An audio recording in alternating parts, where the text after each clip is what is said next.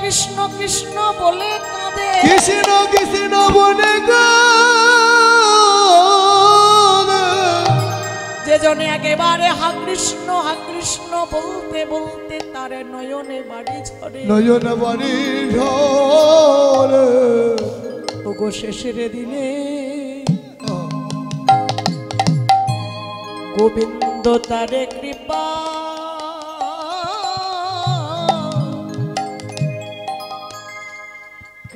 করে।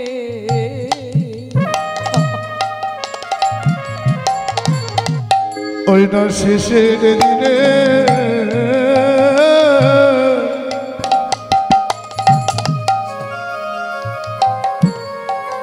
গোবিন্দ কৃপা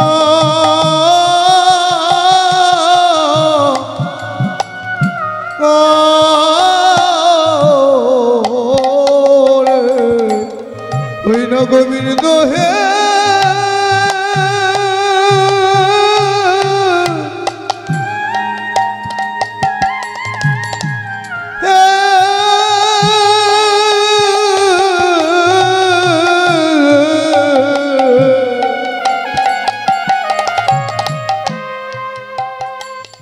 ওই না শেষের দিনে হৃদয় গৌর হরিব গোবিন্দ কৃপা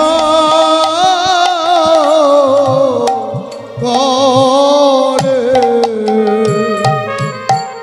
একেবারে মরণে কালে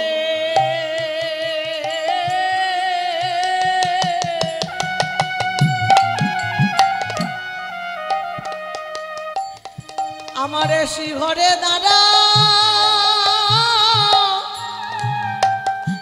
দাঁড়াও প্রভু,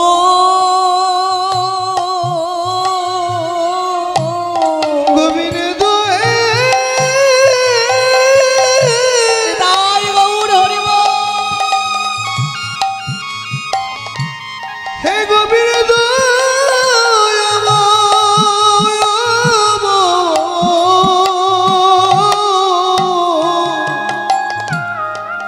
ওই না মরণে কালে আমার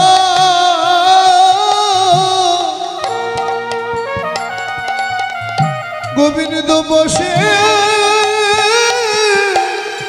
থাকে। গোবিন্দ তুমি বিনা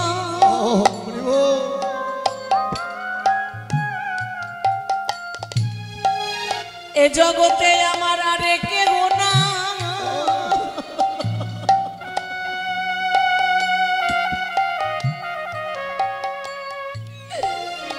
একেবারে মরণে কালে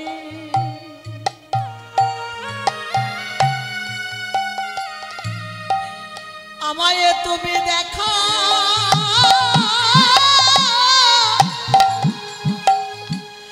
একেবারে দেখা দেখা দিও। ওই না মরণে কালে হরি বল হরি বল, সে যদি আমার পাশে থাকে,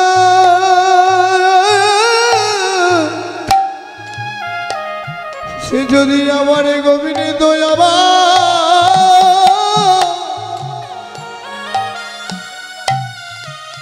আমার পাশে থাকে,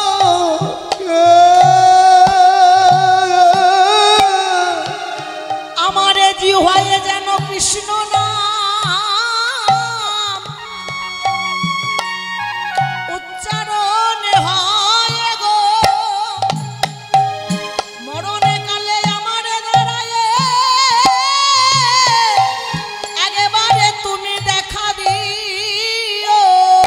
ওই না মরণে কালে ইহাই কৃষ্ণ নাম উচ্চারণ হয়ে ওই না শেষে দিনে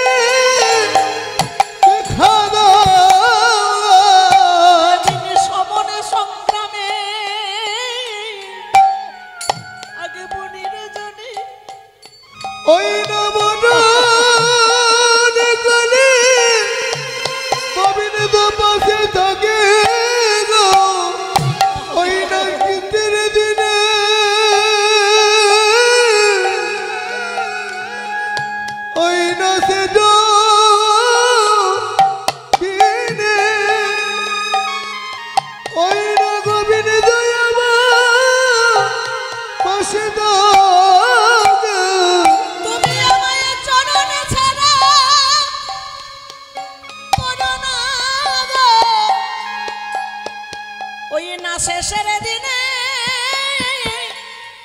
আমায় সঙ্গে নিও ওই চরণে ছাড়া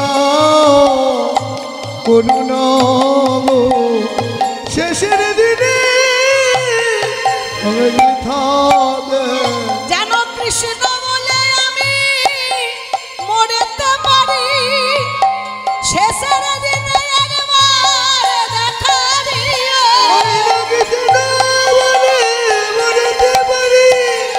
ওই না শেষের দিনে দেখা দিও যেন গোবিন্দ বলে একবার কাঁদতে পারি মরণে কালে দেখা দিও ওই না গোবিন্দ বলে কাঁদতে পারি শেষের দিনে দেখা দিও আমায় চরণে ছাড়া করো না গো, মরণে কালে দেখা দিও ওই না চরণে ছাড়া করো না গো, শেষের দিনে দেখা দাও গো। ওই না নয়ন জলে বুকে ভাসায় ওই না শেষের দিনে গৌর হরি হরি ওই না মরণে কালে দেখা দাও শেষের দিনে দেখা দাও ওই না মরণে কালে দেখা ওই না শেষের দিনে দেখা দাও কোনো ভক্ত কোনো বাবা মা আমরা বলতে পেরেছি এই জীবনে যা কিছু দিয়েছো সবই তো তোমার হরি বল হরি বল এই যে বাবা মা ভাই বোন আত্মীয় স্বজন ভাতা জ্ঞাতি সকলকে নিয়ে আমরা কত সুন্দর আনন্দে মেতে আছি সবই তো তোমার দান এদের কারো কিছু হলে আমি কষ্ট পাই দুঃখ পাই জ্বালা পাই যন্ত্রণা পাই কিন্তু যখন ভগবানের কোনো দুঃখ হয় যন্ত্রণা হয় আমরা কষ্ট পাই কি হ্যাঁ ভগবানকে আমরা সেবা দিতে শিখেছি বা ভগবানকে ডাকতে শিখেছি ভগবান কি চাই কোনোদিন জিজ্ঞাসা করেছি শুধু তো নিজেদেরই চাহিদাগুলো পূরণ করলাম সব চাইলাম কোনোদিন তার চরণতলে গিয়ে বলতে পেরেছি যে ঠাকুর এ জগতে তুমি সবই দিলে কিন্তু তুমি কি চাও আমি তোমায় ডাকতে পারি না তোমার সেবা দিতে পারি না তাই বলে তুমি যেন আমায় ভুলে যেও না এখন রক্তের গরম আছে অহংকার কত কষ্ট দুঃখ হলেও আমি পরোয়া করি না সহ্য করে নিচ্ছি ক্ষমতার জোরে কত কিছু করছি অপরাধ করছি অন্যায় করছি তাই বলে যেদিন আমার কর্মক্ষমতা চলে যাবে সেদিন কিন্তু তুমি ভুলে যেও হরি না বল হরি বল কোনোদিন তাকে বলতে পেরেছে কোনোদিন আমরা তাকে বলি না তাই আগে ভগবানকে ভালোবাসতে হবে ভগবানকে ডাকতে হবে কিচ্ছু দিতে লাগবে না শুধু এক ফোঁটা চোখের জল একটি করে তুলসী পত্র তার চরণে দান করবেন তাহলেই দেখবেন সে আপনার বাড়ির দাস হয়ে যাবে যদি নয়ন জলে ডাকিতে পারো গৌরহরি চাই শুধুমাত্র নয়নের জল ভগবানকে দান করবেন এক ফোঁটা করে নয়ন জল তাহলেই ভগবান তার দাস আর কিচ্ছু দিতে হবে না তাই এই কলিযুগে গৌর আর নিতাই দুটি ভাই আমরা বলি কিন্তু মাগো এরা নিজের একই মায়ের পেটের সন্তান নয় গৌরাঙ্গের বাড়ি কোথায় গৌরহরির বাড়ি কোথায় গৌরহরির বাড়ি হলো শ্রীধাম নবদ্বীপ ধাম তাই তো নবদ্বীপের নিমাই বলি না নদিয়ার নিমাই বলি তো তাহলে নিমাইয়ের বাড়ি হলো শ্রীধাম নবদ্বীপ আর নিত্যানন্দের বাড়ি কোথায় নিত্যানন্দের বাড়ি হলো বীরভূম জেলার একচক্র গ্রাম বাবার নাম হলো হারাই পণ্ডিত নিত্যানন্দের বাবার নাম হারাই পণ্ডিত আর নিমাইয়ের বাবার নাম কি জগন্নাথ মিশ্র সেই নদিয়ার নিমাই আমাদের মতো কলি হতো দুরা হতো পাপা হতো কলির জীবকে উদ্ধারের লাগি নিয়ে এলেন হরিনাম। শুধু হরিনাম নিয়ে এলেন না, কি বললেন? হাতে করো কাম আর কি মুখে বলো না, বললেন তো নাকি? সকলে মিলে আজ আপনাদের বাড়িতে, আপনাদের গ্রামে, আপনাদের পাড়ায় কে এসেছি? গৌর এসেছে। তাই সকলে মিলে একটু উলুধ্বনি, শঙ্করধ্বনি, সকলে মিলে। গৌর এলো রে সোনার নদিয়া, উলুধ্বনি হরির ধ্বনি শব্দ শোনা যায় আমার গৌর এলো রে। সকলে আমার গৌর এলো রে সোনার নদিয়া, ধ্বনি হরি ধ্বনি শব্দ শোনা যায় আমার গৌর এলো রে। গৌর এলো রে, যেন মনে হচ্ছে কতদিন খাইনি মায়েরা। ও মায়েরা, বাবারা খেতে দেয়নি আপনাদের?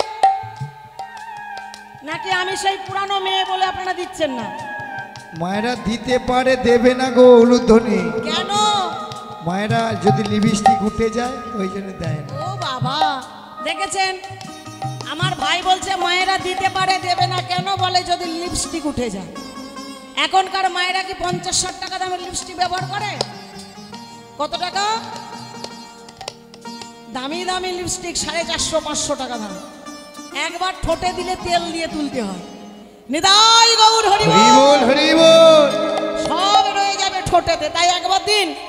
গৌর এলো রে সোনার নদিয়া, উলুধ্বনি হরির ধ্বনি শব্দ শোনা যায় আমাদের গৌর এলো রে। হরি হরি বল। আমাদের গৌর এলো রে, এলো রে,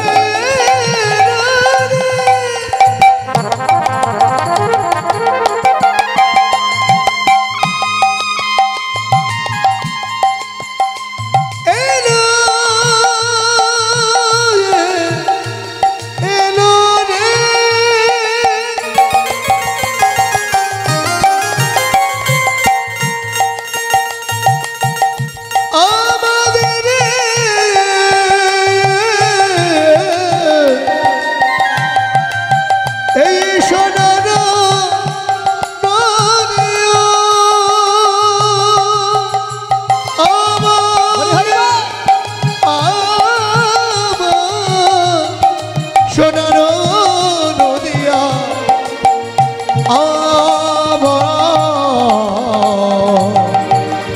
সোনার নদিয়া, আমাদের গৌর এলো রে সোনার নদিয়া, উলুধ্বনি হরির ধ্বনি শব্দ শোনা যায় আমাদের গৌর এলো রে। হরি গৌর এলো রে সোনার নদিয়া, উলুধ্বনি হরি ধ্বনি শব্দ শোনা যায় আমার গৌর এলো রে। গৌর এলো রে নিতাই এলো রে, গৌর এলো রে, নিতাই এলো রে, গৌর এলো রে আমাদের নিতাই এলো রে। গৌর এলো রে, নিতাই এলো রে, গৌর এলো রে, আমাদের নিতাই এলো রে। আমাদের গৌর এলো রে সোনার নদিয়ায়, উলুধ্বনি হরির ধ্বনির শব্দ শোনা যায় আমাদের গৌর এলো রে। হরি গৌর সোনার নদিয়া, উলুধ্বনি হরি ধ্বনি শব্দ শোনা যায় আমার গৌর এলো রে। গৌর এলো রে সোনার নদিয়া, উলুধ্বনি হরি ধ্বনি শব্দ আমার গৌর এলো রে। হরি বল, হরি বল, হরি বল। আজকে নিতাই আর গৌর শ্রীবাসের আঙ্গিনায় কীর্তন করছে। সঙ্গে কি আছি? শিবাস, গদাধর, মুরারি, বক্রেশ্বর, যত যত ভক্ত। হঠাৎ গৌর হরি চিৎকার করে বলে উঠলেন, শোনো শোনো শোনো,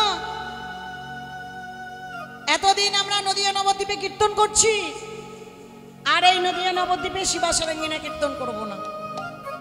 বলে কোথায় যাব? বলে আগামীকাল সকাল হলেই আমরা শ্রীধাম বৃন্দাবনে যাব। বৃন্দাবনে চলে যাও,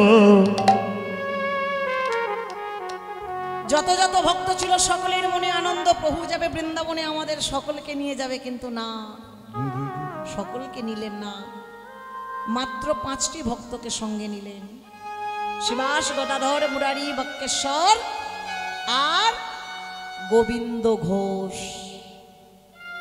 এই 5টি ভক্তকে সঙ্গে নিয়ে পরদিন পবিত্র গঙ্গায় স্নান করে বেরিয়ে পড়ল বৃন্দাবনে।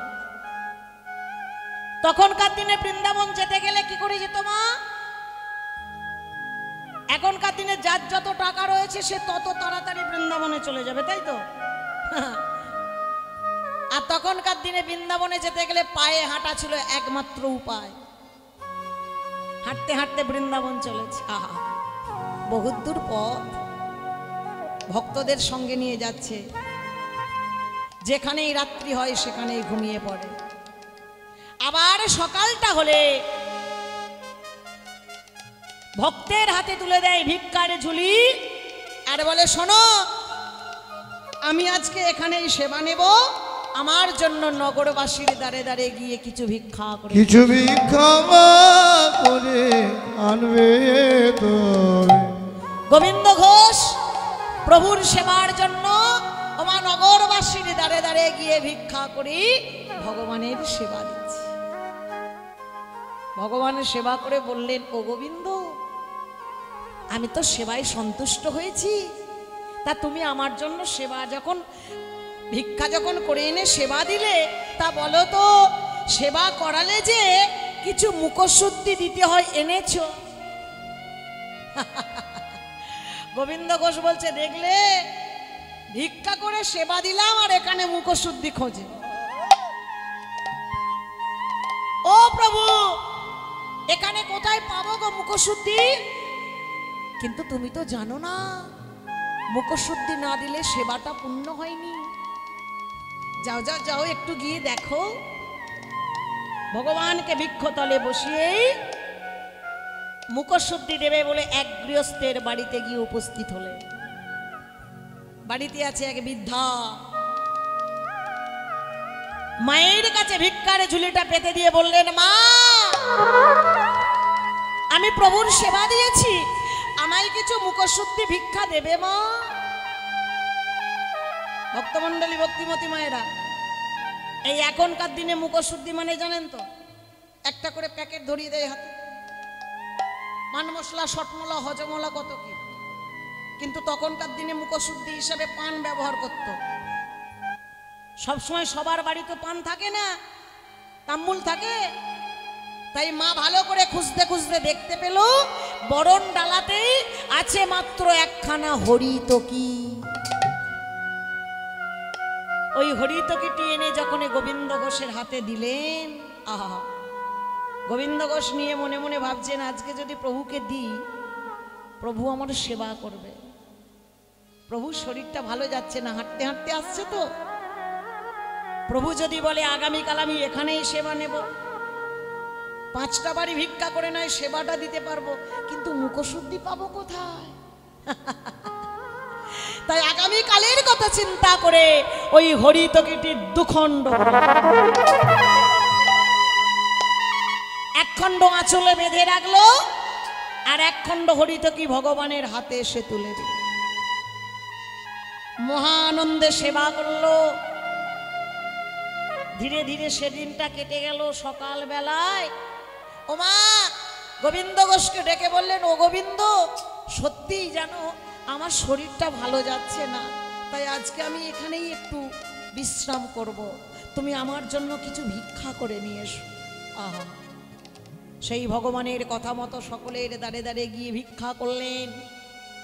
যা কিছু চাল ডাল পেলেন সমস্তটা রন্ধন করে আজকে ভগবানের সেবা দিল।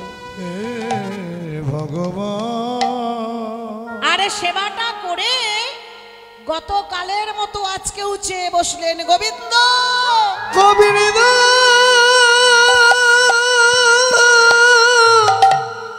কই গো, দেবে না আমায় মুখশুদ্ধি?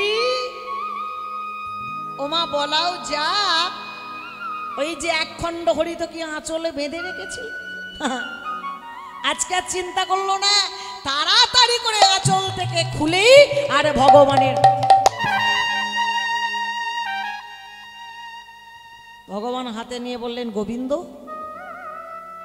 গতকাল তখন তুমি মুখশুদ্ধি চেয়েছিলাম, তোমার এত দেরি হয়েছিল, কিন্তু আজকে তুমি এত তাড়াতাড়ি কোথায় পেলে? সত্যি করে বলো গোবিন্দ। প্রভু, প্রভু, আমি তোমার কাছে মিথ্যা কথা বলবো না। কালকে এক গৃহস্থের বাড়িতে গিয়ে একটা হরিতকে ভিক্ষা করেছিলাম। আমি জানতাম যে তুমি এখানেই সেবা নেবে, তাই চিন্তা ভাবনা করে হরিতকিটি দুখণ্ড করে এক খণ্ড আঁচলে বেঁধে রেখেছিলাম। এক খণ্ড হরিতকি গতকাল দিয়েছিলাম, আর আজকে তুমি চাইলে আমি সেই জন্য তোমার হাতে তুলে। কি সুন্দর কথা বললো দেখো। আরে গোবিন্দ ঘোষের সেই হরিতকিটি হাতে নিয়ে মহাপ্রভু বলে বললেন, ছি ছি গোবিন্দ, ছি, তোমার লজ্জা করে না? তুমি না আমার বড় ভক্ত। যে আমার বড় ভক্ত হয় তার কি মনে কোনোদিন কামনা বাসনা আসতে পারে? যে আমার বড় ভক্ত হয় তার কি মনে কোনোদিন সঞ্চয় বাসনা আসতে পারে? তুমি অপরাধ করলে, তুমি অন্যায় করলে, তুমি যে অপরাধ করেছো এর কোনো ক্ষমা নয়। আমি তোমায় এই শিক্ষা দিই, তুমি আমার প্রিয় ভক্ত, তোমার যে মনে এত তাড়াতাড়ি কামনা বাসনা আসতে পারে আমি ভাবতেও পারি না। শোনো গোবিন্দ, শোনো, তুমি যে অপরাধ করেছো, তুমি যে অন্যায় করেছো, এর জন্য তোমায় শাস্তি পেতে হবে। তাই আমি ঠিক করেছি, আমি আজ থেকে তোমায় পরিত্যাগ করলাম।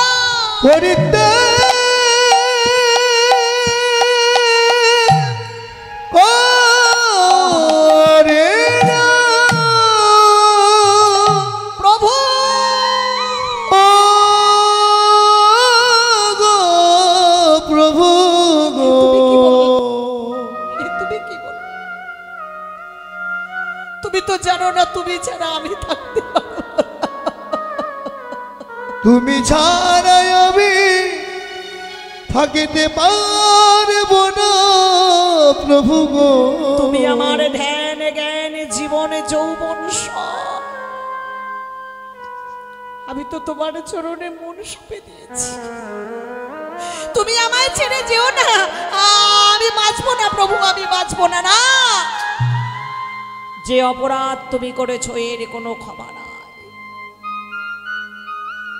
আবার কবে পাবো প্রভু তোমার চরণ দর্শন? হরি বল, হরি বল। আজকে তোমায় ছেড়ে চলে যাচ্ছি, যেদিন আবার আমার মনে হবে তোমার কাছে আসবো, আবার তোমাকে আমি আপন করে কাছে টেনে নেব। আসি গোবিন্দ, তুমি ভালো থেকো, তুমি ভালো থেকো। চিরকালের মতো ওই গোবিন্দ ঘোষকে পরিত্যাগ করে মহাপ্রভু চলে গেলেন বৃন্দাবনে। আর সেই গোবিন্দ ঘোষ লতা পাতা দিয়ে অগ্রদ্বীপে একটা কুঠির তৈরি করে নগরে নগরে ভিক্ষা করে প্রত্যেক দিন একটি তুলসী মঞ্চ স্থাপন করে সেই তুলসী মঞ্চে প্রত্যেক দিন সন্ধ্যা প্রদীপ দেয়, আর শুধু বলে, দেখা দাও, দেখা দাও ও হে ভগবান, ও হে ভগবান, দেখা দাও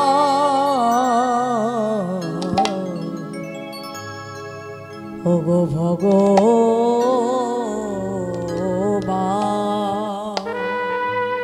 দেখা নিতাই গৌর হরি বল। ও হে ভগবান,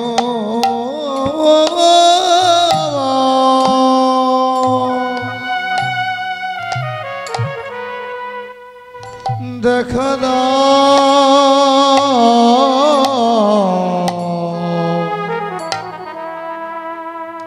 ওই সে ভগ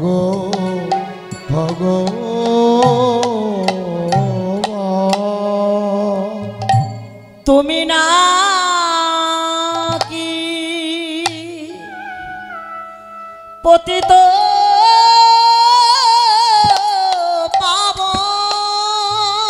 একবারে দেখা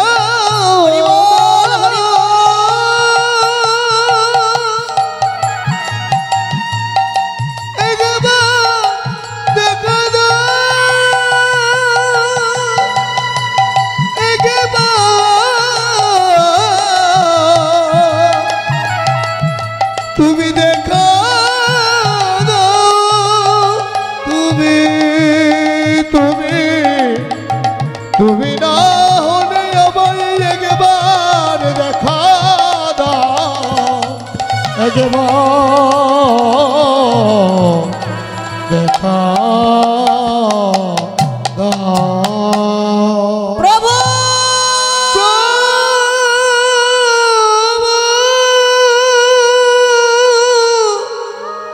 ভক্ত যদি অঝর নয়নে কাঁদে গো ভগবান কি থাকতে পারে? প্রত্যেক দিন নয়নে জল দিয়ে তাকে ডাকে, আরে তুলসী বৃক্ষে জল দান করে। ও মায়েরা, সকলে তুলসী বৃক্ষে জল দান করেন? এই দিকের মায়েরা করে, 24 পরগনার মা বলে করে না? আচ্ছা মায়েরা বলুন তো, তুলসী গাছের কোথায় জল ঢালেন? কোথায় গো? গোড়ায়? হ্যাঁ, গোড়ায় না ঢাললে জল গাছ বাঁচবে কি গো? ভক্তমণ্ডলী, ভক্তিমতী মায়েরা, ভালো করে একটু মন দিয়ে শুনুন। যারা যারা আজ পর্যন্ত তুলসী গাছের গোড়ায় জল ঢেলেছেন তাদের বলছি সব ভস্মে ঘি ঢেলেছেন। কেন? তুলসী বৃক্ষে দিতে দিতে বলতে হয়, তুলসী তুলসী নারায়ণ, তুমি তুলসী বৃন্দাবন, তোমার শিরে ঢালি জল। শির বলতে কোথায় গোড়া? শির বলতে কোথায়? শির বলতে এই মাথা। তাই তোমার শিরে ঢালি জল অন্তিম কালে দিও। প্রত্যেক দিন তুলসী বৃক্ষে জল দেবেন। তুলসী গাছে কোথায়? মাথায় দেবেন। মাথায় দিলেই সব পেয়ে যাবে। হরি বল, হরি বল। তাই প্রত্যেক দিন তুলসী বৃক্ষে জল দান করে। ও মা, এইভাবে একদিন, দুদিন, 5 দিন, 10 দিন করতে করতে বছর পার হয়ে যাচ্ছে। হঠাৎ গোবিন্দ ঘোষ একদিন গভীর নিশুতি রাত্রিতেই ঘুমিয়ে ঘুমিয়ে স্বপ্ন দেখলে।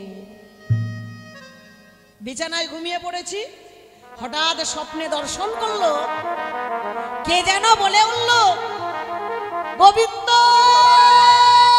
গোবিন্দ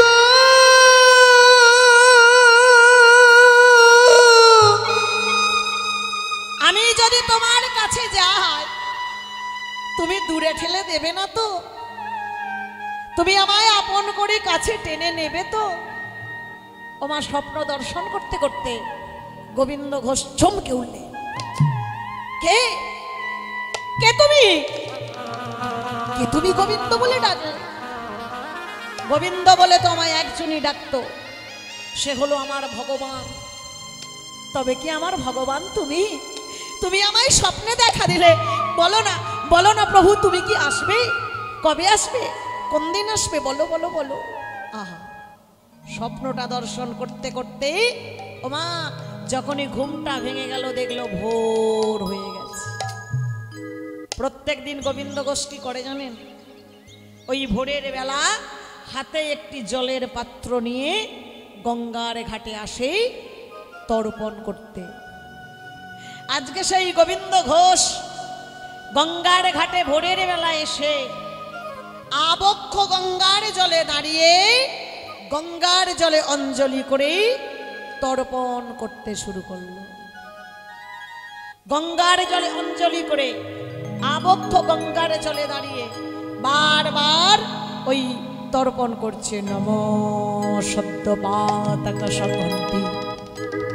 সদ্য দুঃখ বিনাশিনী সুক্ষদা মোক্ষদা গঙ্গা গঙ্গৈব পরমাগতি নমো জবাকুসুম শঙ্কর্ষং কশ্যপেয়ং মহারদূতি দন্তারিং সর্বপাপ্রগ্ন প্রণতস্মি দিবাকরম এহি সূর্য সহস্রাংশ তেজরাশি জগৎপথে অনুকম্পায় মাং ভক্তং গৃহো নারেগো দিবাকরম শরণাগত দীনার্থ পরিত্রাণয় পরায়ণী সর্বশাস্ত্রে হরে দেবী নারায়ণী নমস্তুতে সৃষ্টি স্থিতি বিনাশানং শক্তিভূতে সনাতনী গুণাশ্রয়ে গুণাময়ী নারায়ণী নমস্তুতে সর্বমঙ্গল মঙ্গলে শিবে সর্বার্থ সাধিকে শরণ্যত্রম্বকে গৌরী নারায়ণী নমস্তুতে ইয়া দেবী সর্বভূতেষু শক্তিরূপেণ সংস্থিতা নমস্তস্मै নমস্তস্मै নমস্তস্मै নমো নমঃ ইয়া দেবী সর্বভূতেষু চেতনিদ্রা বিধীয়তে নমস্তস্मै নমস্তস্मै নমস্তস্मै নমো নমঃ ইয়া দেবী সর্বভূতেষু লজ্জারূপেণ সংস্থিতা নমস্তস্मै নমস্তস্मै নমস্তস্मै নমো নমঃ ইয়া দেবী সর্বভূতেষু ক্ষুধারূপেণ সংস্থিতা নমস্তস্मै নমস্তস্मै নমস্তস্मै নমো নমঃ ইয়া দেবী সর্বভূতেষু লজ্জারূপেণ সংস্থিতা নমস্তস্मै নমস্তস্मै নমস্তস্मै নমো নমঃ ইয়া দেবী সর্বভূতেষু মাতৃরূপেণ সংস্থিতা নমস্তস্मै নমস্তস্मै নমস্তস্मै নমো নমঃ ইয়া দেবী সর্বভূতেষু মুক্তিরূপেণ সংস্থিতা নমস্তস্मै নমস্তস্मै নমস্তস্मै নমো নমঃ ইয়া দেবী সর্বভূতেষু মুক্তিরূপেণ সংস্থিতা নমস্তস্मै নমস্তস্मै নমস্তস্मै নমো নমঃ মাধব মাধব বাচি মাধব মাধব হৃদি সরন্তি সাধব সর্বে সর্বকার্যে সুমাধব জয় মাধব শ্রীমাধব শিবাধব শ্রীতে সকল কল্যাণং ভাজনং যত্র জায়তে পুরস্তস্তমজম নিত্যং প্রজামি শরণং গুরু প্রজামি শরণং হরি শঙ্খ চক্রধরং বিষ্ণু দ্বিভুজং প্রতবাসসং প্রারম্ভে কর্মণা বিপ্রম শরৎতরী হে কৃষ্ণ করুণা সিন্ধু দীনবন্ধু জগৎপথে গোপেশ গোপিকাকান্ত রাধাকান্ত নমস্তুতে তপ্ত কাঞ্চন গৌরাঙ্গী রাধে বৃন্দাবনেশ্বরী বিশোভানু সুতাং দেবী তং নমামি হরিপ্রিয়ে মন্ত্রহীনাং ক্রিয়াহীনাং ভক্তিহীনাং জনার্দন যৎ পূজিত পরিপূর্ণ মদিপূর্ণ তদস্তমে আবাহনং ন জানামি নৈব পূজনং জানামি নৈব পূজনং ক্ষমস্ব পরমেশ্বরী হরি বল হরি হরি বল হরি হরি বল হরি হরি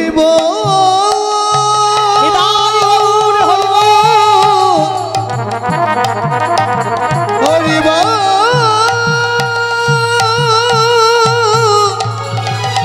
হরি বল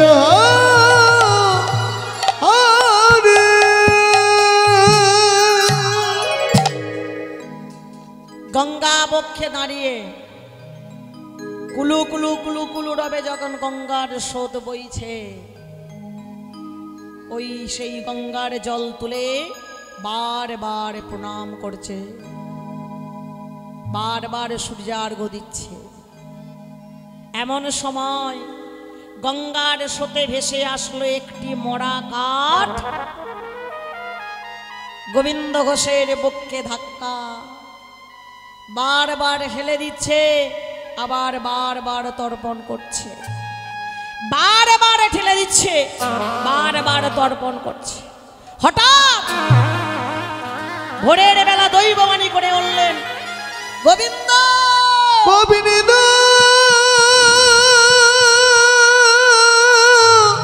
কাঠ ভেবে চারে তুমি দূরে দিচ্ছ ঠেলে। দূরে দিচ্ছ ঠেলে। তারে তুমি যত্ন করে যত্ন করে নিয়ে যাও ঘরে তুলে। ওই না নিয়ে যাও ঘরে তোরে। কে তুমি বলো বলো। কে বললো? ভোরের বেলা তো গঙ্গার ঘাটে কাউকে দেখতে পাচ্ছি না, কে গো? ভোরের বেলা তো অর্পণ করতে আমি একা এসেছি, কিন্তু কে বললো আমায় কথা? আমি কাউকে দেখতে পাচ্ছি। তবে তুমি কে? গঙ্গার স্রোতে ভেসে আসা মরা কাঠ বলে উঠলেন, আমি। যত্ন সহকারে আমায় তুমি নিয়ে চলো বাড়িতে। গোবিন্দ ঘোষ কাউকে দেখতে না পেয়ে ওই গঙ্গার স্রোতে ভেসে আসা মরা কাঠটি মাথায় করে নিজ বাড়িতে আনলেন। ও মায়েরা, তাড়াতাড়ি করে ধীরে ধীরে যখন সকাল হয়ে গেল, ভিক্ষারে ঝুলিটা নিয়ে যখন নগরে যাবে ঠিক করেছে, আর এমন সময় শুনতে পেল কে যেন কৃষ্ণ নাম করতে করতে আসছে। গোবিন্দ ঘোষ বলছে, কে গো? এ যেন কতদিনের কত চেনা পরিচিত কণ্ঠস্বর। আমার এই অগ্রদ্বীপে তো কেউ কৃষ্ণ নাম করে না, তবে কোথা থেকে ভেসে আসছে সেই হেমদণ্ড বাহু তুলে গান। তোমেরা গাও রে কৃষ্ণ না। মায়ের একটু উলুধ্বনি দিয়ে হরি না কৃষ্ণ না। সকলে তোমরা গরে গরে কৃষ্ণ না হরি না কৃষ্ণ না। তোমরা গাও রে কৃষ্ণ না হরি না মধুর না। তোমরা গরে গরে কৃষ্ণ না হরি না মধুর না। প্রতি নিঃশ্বাসে প্রতি বিশ্বাসে প্রতি স্তম্ভিতে প্রতি বিশ্বাসে কবি বিশ্বাসে কবি নিঃশ্বাসে কবি গম্ভীতে কবি নিঃশ্বাসে প্রতি নিঃশ্বাসে প্রতি বিশ্বাসে প্রতি স্তম্ভিতে প্রতি নিঃশ্বাসে কবি বিশ্বাসে কবি নিঃশ্বাসে কবি সম্বিতে কবি নিঃশ্বাসে। তোমরা গাও রে কৃষ্ণ না হরি না মধুর না। তোমরা গরে গরে কৃষ্ণ না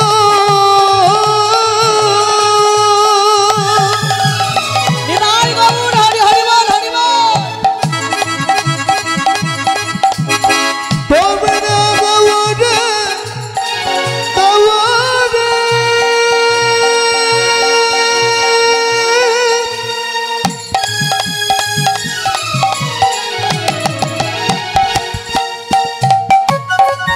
তোমরা কৃষ্ণ না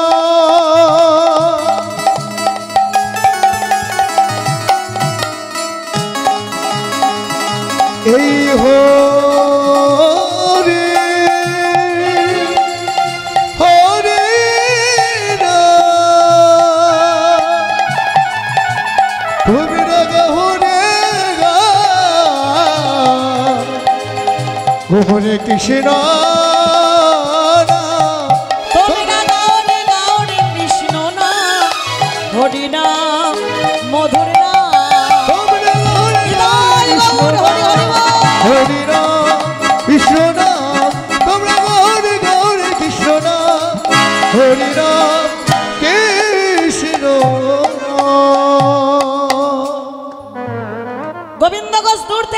পেল যে কৃষ্ণ নাম করতে করতে আসছিল সে কে গো? সে হলো স্বয়ং মহাপ্রভু। গোবিন্দ ঘোষ ভগবানকে দেখতে পেয়ে আর থাকতে পারল না। কতদিন পর প্রভুর চরণ দর্শন করেছে তো, তাই একেবারে ছুটতে ছুটতে গিয়ে প্রভুর চরণে লুটিয়ে তাড়াতাড়ি করে গোবিন্দ ঘোষ যখনই প্রভুর দুটি চরণ জড়িয়ে ধরেছে, ওই চরণ থেকে গোবিন্দ ঘোষকে একবারে মহাপ্রভু বক্ষে জড়িয়ে ধরে, তোমার স্থান আমার চরণে নয়, তোমার স্থান আমার বক্ষে। গোবিন্দের মাথায় হাত দিতে দিতে বলছে তুমি ভালো আছো? গোবিন্দ ঘোষ কি বললো জানেন? তুমি যেমন রেখেছো, তুমি যেমন রেখেছো। ভক্ত ভগবানের কথাটা শুধু দেখুন, ভগবান জিজ্ঞাসা করছে কি গো গোবিন্দ তুমি ভালো আছো? গোবিন্দ ঘোষ বলছে তুমি যেমন রেখেছো আমি ঠিক সেইভাবে আছি। প্রভু গো, ও গোবিন্দ, আরে আমি শুনলাম তুমি নাকি একটা গঙ্গা থেকে মরা কাঠ। হ্যাঁ প্রভু, কই দাও দাও দাও, কই মরা কাঠটি আমায় দাও। ভগবান কি করলেন? ওই মরা কাঠটি থেকে বিশ্বকর্মাকে স্মরণ করে একটি বিগ্রহ স্থাপন করলেন, যার নাম দিলেন অগ্রদ্বীপের গোপীনাথ। গোপী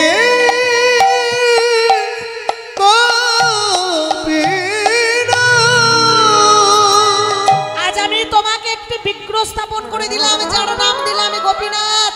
এবার তো আমি চলে যাব, আর থাকবো না, তবে যাবার আগে আমার একটা কথা রাখতে হবে। বলে কি? আমার শেষ ইচ্ছাটা পূরণ করতে হবে। বলে কি গো? বলে ও গোবিন্দ,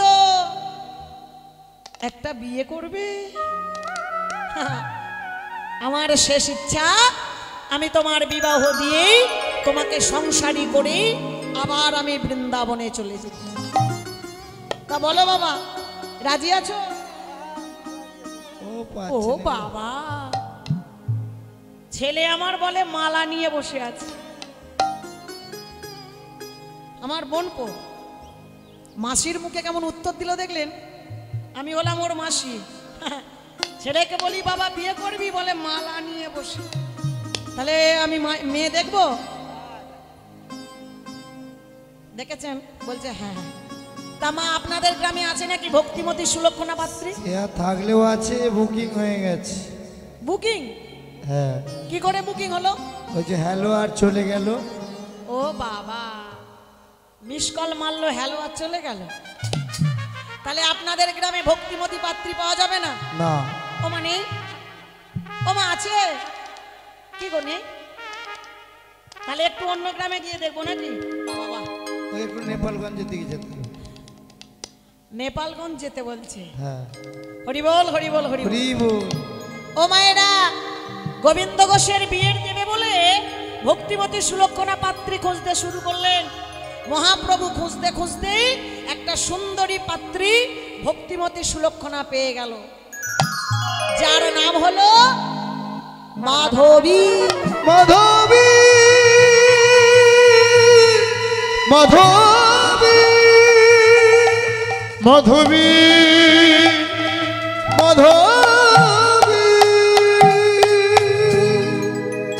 শুভ দিনে শুভক্ষণে মাধবীর সাথে গোবিন্দ ঘোষের বিবাহ ঠিক করেছে। তা মা বিয়ে বাড়ি হলে কি হয় গো? বিয়ে বাড়ি হলে আদা হয়, দেখেছেন? নাচানাচি হয়। এখন আবার নাচতে নাচতে বর যায়। হ্যাঁ। আবার শাশুড়িও নাকি নাচতে নাচতে বরণ করে। শাশুড়িও নাচে। কলিযুগে কত কি দেখতে হবে। হ্যাঁ? মেয়েকে বিদায় দিতে গেলে যে বাবা মার কতটা দুঃখ গো। হ্যাঁ? এই এখনকার সব উঠে যাচ্ছে। হরি বল হরি বল হরি বল।